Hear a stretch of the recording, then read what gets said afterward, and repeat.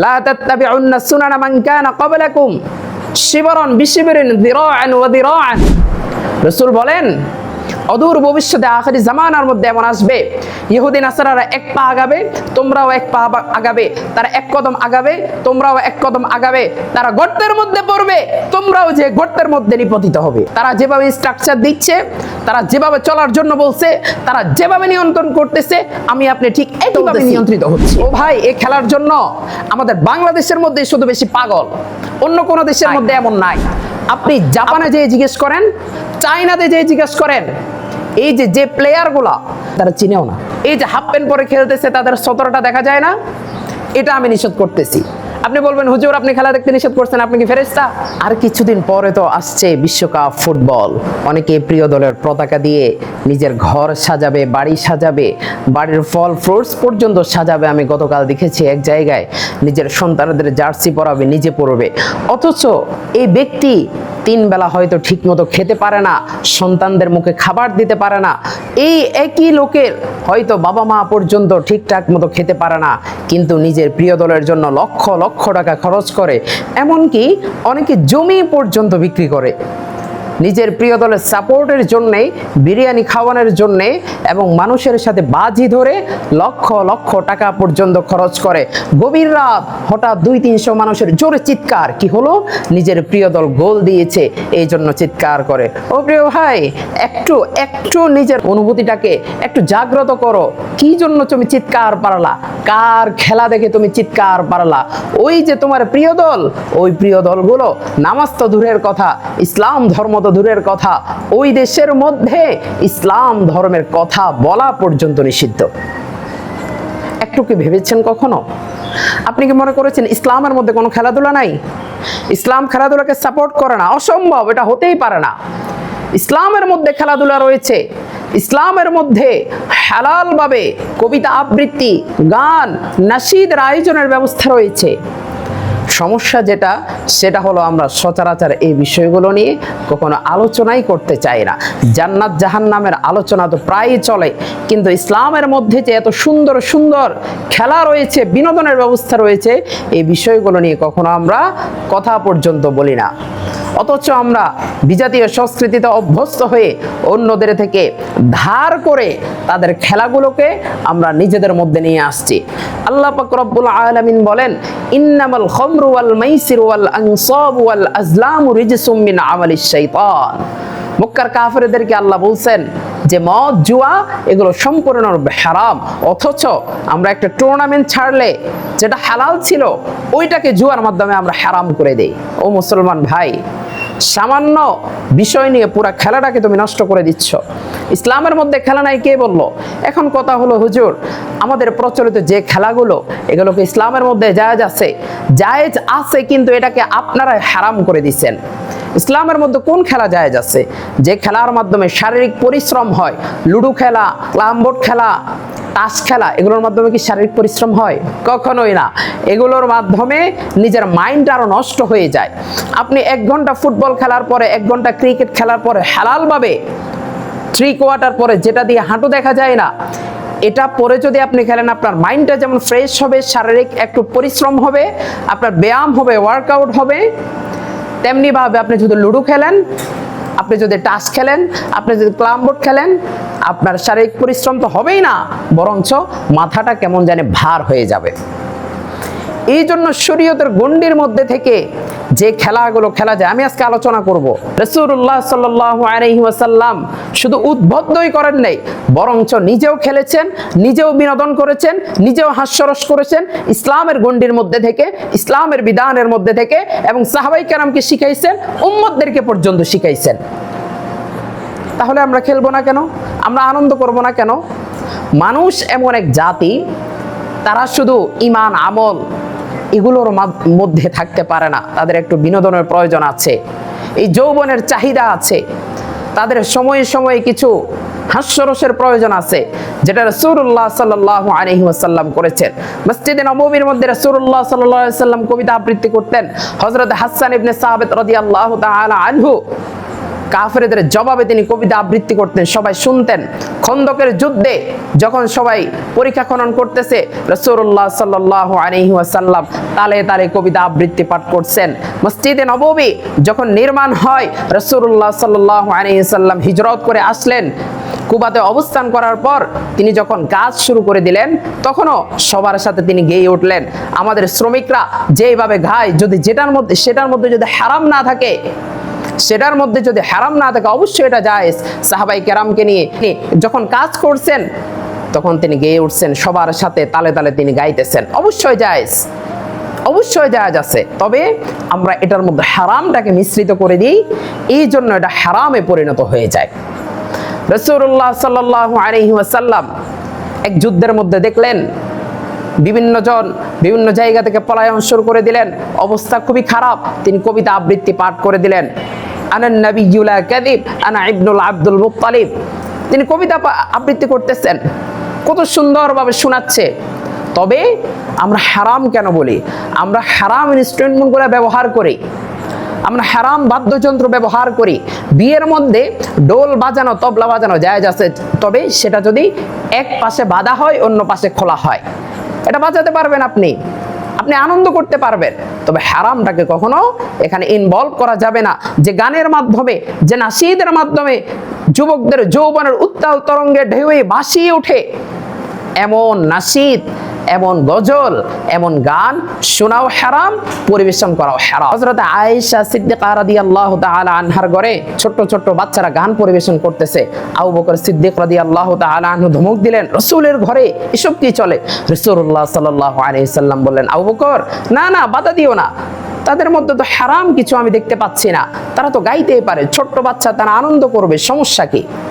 এটাই ছিল রাসূলের আদর্শ, এটাই ছিল সৌন্দর্য।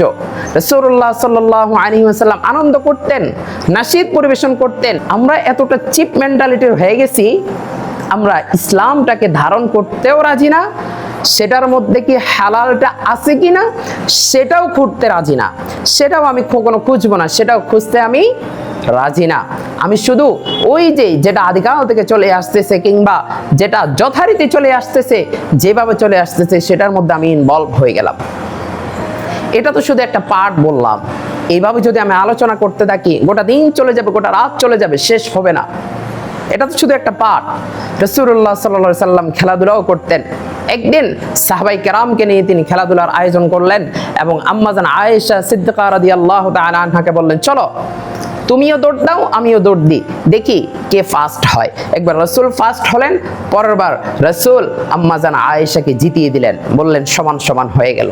একদিন তিনি রাস্তা দিয়ে যাচ্ছেন, দেখতেছেন দুই দলের মধ্যে তীর নিক্ষেপ করা নিয়ে লড়াই হচ্ছে, তারা প্রতিযোগিতা করছে। তখন রাসূল বললেন, আমি এক পক্ষ নিলাম, দাও অপর পক্ষ থেকে তীর নিক্ষেপ করো। তারা বললেন, না রাসূল, আপনি যে পক্ষ নিলেন, এ পক্ষকে আমরা কিভাবে তীর নিক্ষেপ করি?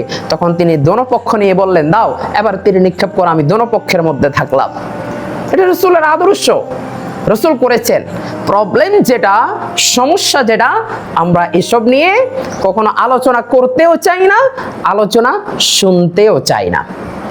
ইসলামের মধ্যে সবকিছু রয়েছে। রাসূল আনন্দ করতেন।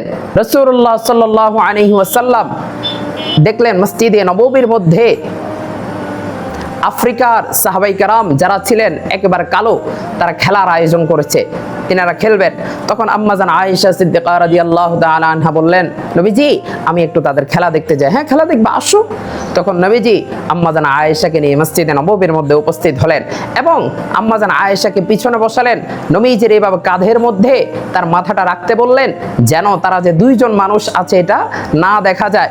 মাথাটা নবীজির কাঁধের মধ্যে রাখলেন এবং যতক্ষণ খেলা চলছে, আম্মাজান আয়েশা বলছে, যতক্ষণ খেলা দেখতে চাইছে ততক্ষণ খেলা দেখেছেন। যখন আম্মাজান আয়েশা বললেন, নবীজি আমার আর দেখতে মন চাচ্ছে না, আমি চলে যাব, তখন আম্মাজান আয়েশাকে নিয়ে তিনি চলে গিয়েছেন। এটা থেকে আমরা ছোট্ট একটা মেসেজ কি পাই জানেন? আমরা যে বিবাহ করেছি, আমাদের যারা হালাল স্ত্রী রয়েছে, তাদেরকে নিয়ে আমরা একটু ঘোরাফেরা করা, একটু হালাল বিনোদনে যাওয়া, একটু বাহিরে দেখানো, একটু বাহিরে ঘোরাফেরা করা, এটা রাসূলের সুন্নাহ। শুধু একঘেয়েমি করে ঘরের মধ্যে বসায় রাখলাম, না বাইরে যেতে পারবো না, হারাম হারাম, এটা ঠিক না, তোমাকে পরপুরুষ দেখে যাবে, উচিত না। কে বলছে আপনাকে? আপনি এত চিপ মেন্টালিটির হইলেন কেমনে? আপনি ইসলামটাকে এত শক্ত করে ধরছেন কেন? আপনাকে কে বলছে এমন ইসলাম পালন করতে? আপনিই তো তাদের মেধাটাকে খারাপ করছেন। এই মেয়েটা যখন জানবে আহারে ইসলামের মধ্যে একটু বাহিরে আনন্দ করার অনুমতি নাই, আমি যদি ওই বান্ধবীর মতো যদি একটু বাহিরে যেতে পারতাম তাহলে আমার কাছে ভালো লাগতো। আপনি যদি তাকে হালাল ভাবে পর্দা করে হাত মোজা পা মোজা লাগিয়ে সুন্দর করে পর্দা করায় তারে যদি বাইরে নিয়ে যেতেন, একটু ঘুরায় ফিরিয়ে নিয়ে আসতেন, তার মাইন্ডটাও ফ্রেশ থাকতো, আপনার কাছেও ভালো লাগতো, তার আর আক্ষেপ থাকতো না। সে চিন্তা করতো ইসলামের মধ্যে তো এসব আছেই, তাহলে আমার আর ভয়ের কি? আপনি খেলবেন, ক্রিকেট খেলেন, ফুটবল অবশ্যই খেলবেন, তবে 3 কোয়ার্টার পরবেন যেন আপনার হাঁটু না দেখা যায়, কারণ এই হাঁটুর উপর এটা কি, এটা সদর, এটা দেখানো যাবে না। আপনি হাঁটুর নিচ পর্যন্ত 3 কোয়ার্টার পরে খেলেন তাহলে খেলতে পারেন, জায়েজ আছে। আপনি ক্রিকেট খেলেন 3 কোয়ার্টার পরে খেলেন, আপনি হাঁটুটু খেলবেন, যদিও এটা কাঁচা মেরে খেলে, কিন্তু এটা পুল প্যান পরে কিংবা 3 কোয়ার্টার পরেও খেলা যায়, আপনি ওটা করেন। যেটার শারীরিক পরিশ্রম আছে এটা আপনার জন্য জায়েজ, আপনি করতে পারেন, খেলতে পারেন। আপনি টুর্নামেন্ট ছাড়েন, সমস্যা কি? তবে এটা বাজি হতে পারবে না, এটা বাজি হতে পারবে না, জুয়া হতে পারবে না, তাহলে এটা আপনার জন্য অবশ্যই জায়েজ আছে। রাসূল করিম সাল্লাল্লাহু আলাইহি ওয়াসাল্লাম হাস্যরস করতেন, মজাক করতেন। আমাদের হাস্যরস কি, আমাদের কৌতুক কি? মিথ্যা কথা। মিথ্যা কথার ফুল ঝুড়ে নিয়ে বসি আমরা, 3 জন 4 জন বন্ধু বান্ধব যখন বসি, আমরা মিথ্যা কথার ফুল ঝুড়ে নিয়ে বসি। মিথ্যার মিথ্যা, হয়তো অশ্লীলতা, না হয় মিথ্যা কথা, এটা দিয়ে আমাদের কৌতুক শুরু হয়, এটা দিয়ে আমাদের কৌতুক শেষ হয়। রাসূলুল্লাহর কৌতুক তো এমন ছিল না, তিনি সাহাবাই কেরামের সাথে মজাক করতেন। তিনি সাহাবাই কেরামকে ডাকতেন, ইয়াদাল উদনাইন, হেই 2 কানওয়ালা এদিকে আসো। মানুষের কান কয়টা? 2টা। তিনি এইভাবে মজা করে ডাকতেন। একদিন মসজিদে নববীর মধ্যে সবাই বসা, তিনি এক সাহাবীর পিছন থেকে এসে চোখটা এভাবে ধরে ফেললেন। তখন সাহাবী তো বুঝতে পারলো না এটাকে। তিনি বললেন যে আমি একটি কৃতদাস বিক্রি করব, কে কিনবা? ওই সাহাবী দাস ছিল, কে কিনবা? যখন হাতটা খুলে দিল তিনি আশ্চর্য হয়ে গেলেন, রাসূলও মজা করতে পারে, রাসূলও মজা করতে পারে। আমাদের অবস্থা কি জানেন? একটু টাকা পয়সা হয়ে গেলে, একটু যখন একটু গাড়ি বাড়ির মালিক হই, কি ভাব, ছোটকালের বন্ধু পর্যন্ত তার কাছে ভিড়তে পারে না, কারণ তার অনেক টাকা পয়সা হয়েছে, তার অনেক ক্ষমতা হয়েছে। চেয়ারম্যানের আশপাশেও ভিড়তে পারে না ছোটকালের বন্ধু। মা বাবাও কথা বলতে খুব হিসেব নিকাশ করে, বলে বাহারে আহারে আমার বাবাটা অনেক বড়, তার সাথে কিভাবে কথা বলে, কেন ভাই? অথচ রাসূলের আদর্শ তো এমন ছিল, অন্য জায়গা থেকে যখন সাহাবায়ে কেরামের কাছে আসতো তখন তিনারা জিজ্ঞেস করতে হতো, এই মুহাম্মদ কোনটা, তোমাদের রাসূল কোনটা? সবার সাথে মিশে এমনভাবে বসে থাকতেন, এমনভাবে গা ঘেঁষে বসে থাকতেন, কেউ চিনতে পারতো না। তিনারা জিজ্ঞেস করতে হতো, মুহাম্মদ কোনটা, তোমাদের রাসূল কোনটা? এইভাবে তারা জিজ্ঞেস করতেন। ও প্রিয় ভাই, ইসলামের মধ্যে খেলাধুলা আছে, ইসলামের মধ্যে জায়েজ ব্যাপারগুলো আছে, আপনি একটু খুঁজে নেন, উলামায়ে কেরামকে জিজ্ঞেস করে আপনি এটা পালন করেন। এই যে টিভির স্ক্রিনে যতবার তাকাচ্ছেন ততবার চোখের জানা করতেছেন, ততবার চোখের জানা করতেছেন, যতবার টিভির স্ক্রিনে তাকাবেন ততবার চোখের জানা করতেছেন। এখন বলতে পারেন হুজুর ফেসবুক কি আপনি চালান না, ইউটিউব কি আপনি চালান না, আপনি কি হারামটা দেখেন না? ও ভাই, ইচ্ছা করে দেখা আর অনিচ্ছা করে দেখার মধ্যে একটা ব্যাপার আছে। আপনার অ্যাডটা চলে আসতেছে, আপনি চোখটা সরাইতে পারতেছেন না, কিংবা হঠাৎ করে চলে আসছে একটা ব্যাপার। আরেকটা হলো না, প্রস্তুতি নিয়ে আয়োজন করে একেবারে বড় প্রজেক্টর লাগিয়ে ঘরের মধ্যে নতুন টিভি কিনে আমরা দেখব।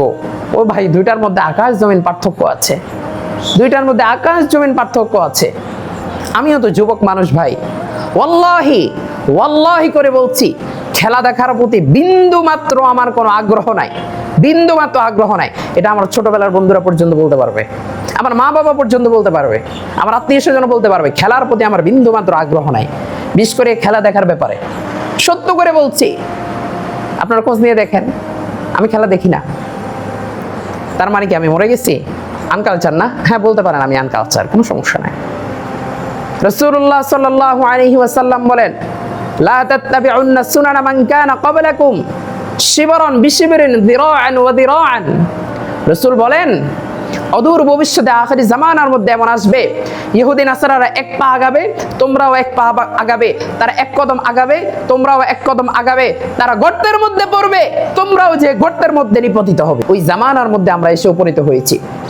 তারা যেভাবে স্ট্রাকচার দিচ্ছে, তারা যেভাবে চলার জন্য বলছে, তারা যেভাবে নিয়ন্ত্রণ করতেছে, আমি আপনি ঠিক একইভাবে নিয়ন্ত্রিত হচ্ছি। কেন ভাই, একটু লজ্জাও লাগে না? আমি যে মুসলিম, কার কথায় আমি চলতেছি? ও ভাই, এই খেলার জন্য আমাদের বাংলাদেশের মধ্যে শুধু বেশি পাগল, অন্য কোনো দেশের মধ্যে এমন নাই।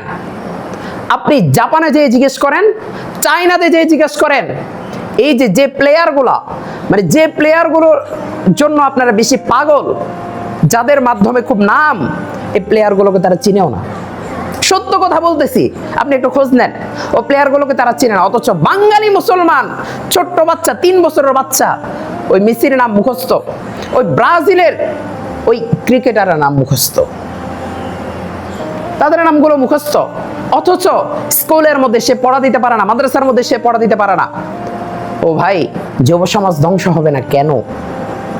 কেন যুব সমাজ ধ্বংস হবে না? তারা ক্রিকেট নিয়ে মত্ত হয়ে আছে, তার গান নিয়ে মত্ত হয়ে আছে, তারা নৃত্য নিয়ে মত্ত হয়ে আছে। তাদের মধ্যে বেসিক না আছে কোনো জ্ঞান, না আছে ধর্মীয় জ্ঞান, না আছে দুনিয়াবি কোনো জ্ঞান। এভাবে দিনগুলো অতিবাহিত হচ্ছে। আমরা ধ্বংস না হলে ধ্বংস কারা হবে? ধ্বংস না হলে ধ্বংস হবে কারা? আপনি বলবেন, হুজুর সবসময় ফতুয়া নিয়ে হাজির হন কেন? একটু খেলা দেখবো, এখানেও আপনি ফতুয়া ছাড়লেন।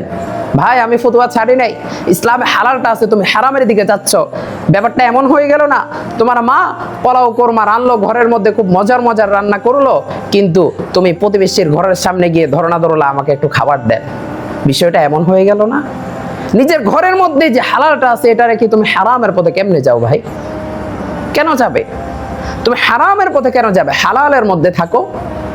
গোটা দুনিয়ার মধ্যে সবচেয়ে আয়েশের জিন্দেগি, সবচেয়ে আনন্দের জিন্দেগি, সবচেয়ে আরামে আছে মুসলিম। কথাটা শুনতে কেমন কেমন জানি মনে হয় না? মুসলমানরা সব জায়গাতে নির্যাতিত, নিপীড়িত, আপনি বলতেছেন মুসলমান খুব আয়েশে আছে। এটা কেমনে সম্ভব? শোনেন কেমনে সম্ভব। আমি কিছু আর্টিকেল সহ এবং বিভিন্ন গবেষণার মধ্যে পড়েছি, আত্মহত্যার প্রবণতা সবচেয়ে কম হলো মুসলিমদের। সুবহানাল্লাহ বলবেন না? সবচেয়ে কম হলো মুসলিমদের। অন্য অন্য জাতি যারা আছে সবার মধ্যে আত্মহত্যার প্রবণতা আছে। ও ভাই, যাদেরকে আমরা খুব বেশি আধুনিক আর মডার্ন মনে করি, ওই জাপানের মধ্যে আত্মহত্যার প্রবণতা খুব বেশি। তাদের ফ্যাক্টরির মধ্যে যখন কোনো লোক নিয়োগ দেওয়া হয়, তাদেরকে বলা হয়, ভাই আত্মহত্যার তোমাদের প্রয়োজন হতে পারে, তোমরা যদি আত্মহত্যা করো আমাদেরকে বলবা, এটা অনেক রকমের মেডিসিন আছে, সেটা দিলে তোমরা মরে যাবা। তবু রেল রাস্তায় গিয়ে, অন্য কোথাও গিয়ে আত্মহত্যা করো না, কারণ বাহিরে যদি আত্মহত্যা করো, সরকার যখন জানবে ওটা অমুক ফ্যাক্টরির লোক, তখন আমাদের না মামলা করবে। তোমার আত্মহত্যার প্রয়োজন হলে আমাদেরকে বলবে। তার মানে আত্মহত্যা প্রতিরোধ না করে আত্মহত্যার সবক তাদেরকে শিখিয়ে দেওয়া হচ্ছে। বুঝতেছেন ব্যাপারটা? আমরা অনেক শান্তিতে আছি, অনেক সুখে আছি। যদি আপনি ইসলাম ধর্মটাকে সুন্দরভাবে পালন করেন, ইসলাম ধর্ম অনুযায়ী যদি জীবন গঠন করেন, আপনার চেয়ে সুখী, আপনার চেয়ে শান্তির জীবন অন্য কেউ কাটাতে পারবে না। অনর্থক কাজে আমরা সময় কাটাবো কেন? এই যে খেলাটা দেখতেছি ভাই, এটা সময় নষ্ট হচ্ছে না? এটা তো আমার সময় নষ্ট হচ্ছে। আমি খেলা দেখতে একবারও নিষেধ করছি না, তবে হারামটা দেখবো না। এই যে হাফ প্যান্ট পরে খেলতেছে, তাদের সতরটা দেখা যায় না, এটা আমি নিষেধ করতেছি। আপনি বলবেন, হুজুর আপনি খেলা দেখতে নিষেধ করছেন, আপনি কি ফেরেশতা? আমি তো এটা বলি নাই। আমি বলছি হারামটা দেখো না, তারা যে সতর্কতার দিকে তাকাইতেছ, প্রতি মুহূর্তে তোমার জেনার গোনা হচ্ছে, চোখের জেনা হচ্ছে। এই জন্য এই যে মেয়েদের দিকে তাকাচ্ছ, কত কত গ্যালারির মধ্যে মেয়েরা বসে আছে, তাদের দিকে তাকাচ্ছ, এটা হারাম হচ্ছে। আমি এই বিষয়গুলোর প্রতি যুবক ভাইদেরকে সতর্ক করবো। প্রিয় ভাই, আজকের এই তালিম থেকে, আজকের এই সুন্দর সময়টা থেকে আমরা প্রতিজ্ঞা করি, অন্তত পক্ষে কোনো পতাকা আমি টাঙাবো না, অমুসলিমদের খেলা থেকে আল্লাহর হস্তে বিরত আমি থাকবো। নিয়ত করা যায় ভাই? আল্লাহ আমাদেরকে সহিহ বুঝ দান করুন।